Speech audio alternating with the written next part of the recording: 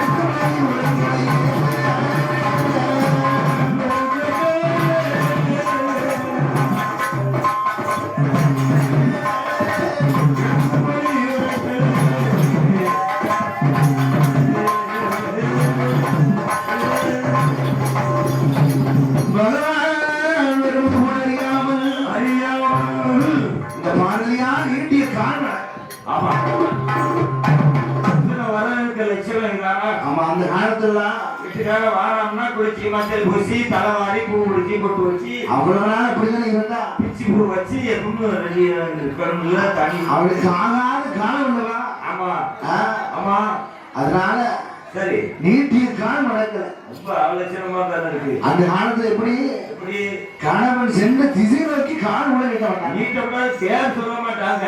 ஆமா, கணவன் பேர் சொல்ல மாட்டாங்க. ஆமா, உங்களுக்கு ஒரு உதாரணம் சொல்ல முடியுமா? சொல்லுங்களேன். நான் சொல்றேன். எங்க ஆட்சிட்ட வந்து இந்த ஓட்டெடுக்கு லிஸ்ட் எடுக்க வரவங்க ஓட்டு லிஸ்ட். ஆமா, உங்க வீட்டுக்காரர் பேர் என்ன, உங்க பேர் என்ன, சரி உங்க பிள்ளை பேர் என்ன கேட்கிறாரு. அம்மா கேட்பாங்கல்ல. அப்ப அந்த காலத்துல புருஷன் பேர் சொல்லக்கூடாது.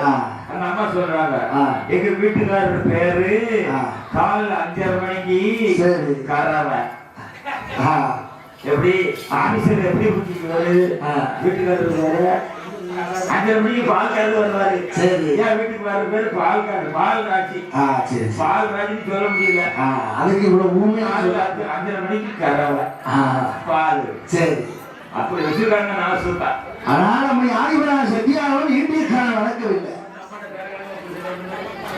அமிழ்ந்து கூந்தல் முடியவில்லை. இருக்கக்கூடிய நேரம் பகவான் வருவது கூட அறியாமல் இருக்கிறார்.